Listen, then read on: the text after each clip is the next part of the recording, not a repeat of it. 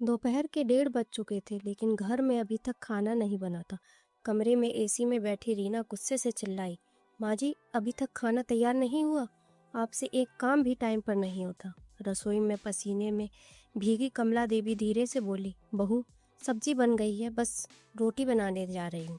रीना तमतमाते हुए बोली, तो जल्दी करो, मुझे खुद से खाना परोसने की आदत नहीं है।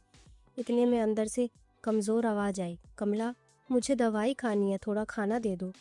ये आवाज़ थी उनके बीमार पति मोहन लाल जी की।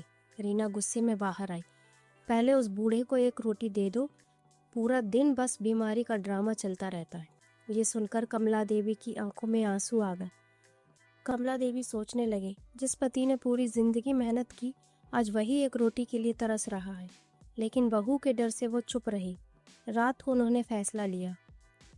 सुबह जब रीना बाहर आई तो देखा कमला देवी बैग लेकर अपने पति को सहारा देकर बाहर जा रही थी। रीना बोली, माँ जी, कहाँ जा रही हो? कमला देवी बोली, तुम हमेशा कहती थी ना, इन्हें वृद्धाश्रम भेज दो, आज वही करने जा रही। रीना खुश होकर बोली, अच्छा है, जल्दी जाकर आ जाना। कमला देवी मुड़ी और बोली, अब मैं वापस नहीं आऊँगी। रास्ते में चलते हुए कमला देवी को अपना पुराना समय याद आया, कैसे उनके पति मोहनलाल दिन रात मजदूरी करते थे सिर्फ बच्चों को पढ़ाने के लिए। उन्होंने अपना सब कुछ अपने दोनों बेटों के नाम कर दिया और वही सबसे बड़ी गलती बन गई। जब वो बड़े बेटे के पास गए तो उसने कहा, घर छोटा है, जगह नहीं है। छोटा बेटा बोला, आप लोग वहीं रहो, और बहू हर दिन ताने देती रही। एक दिन काम करते वक्त मोहनलाल जी का एक्सीडेंट हो गया। वो चलने फिरने लायक नहीं रहे। अब बहू और बेटा दोनों उन्हें बोझ समझने लगे।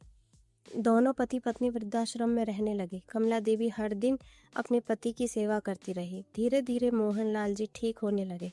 कहा, एक दिन मोहनलाल जी बोले, कमला, अब वक्त आ गया है। कुछ महीनों बाद दोनों बेटे अचानक वृद्धाश्रम पहुंचे। गुस्से में बोले, आपने हमें घर खाली करने का नोटिस क्यों भेजा?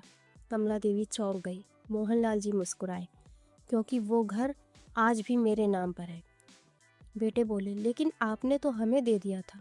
मोहनलाल जी बोले, देना चाहता था, लेकिन आखिरी समय पर फैसला बदल दिया। कमला देवी पहली बार बोली, तुम्हारी ज़रूरत नहीं समझी तो अब हम भी तुम्हारी मजबूरी नहीं समझेंगे। कुछ ही दिनों में उन्होंने अपना घर खाली करवा लिया और उसी घर को वृद्धाश्रम बना दिया। अब वो अकेले नहीं थे, उनके साथ कई बुजुर्ग थे। पहली बार वो सच में खुश थे।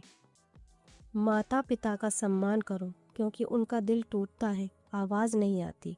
और सबसे ज़रूरी, अपनी संपत्ति जीते जी कभी पूरी तरह मत छोड़ो। ऐसी ही दिल को छू लेने वाली कहानियों के लिए सीख भरी कहानी को अभी सब्सक्राइब करें। धन्यवाद।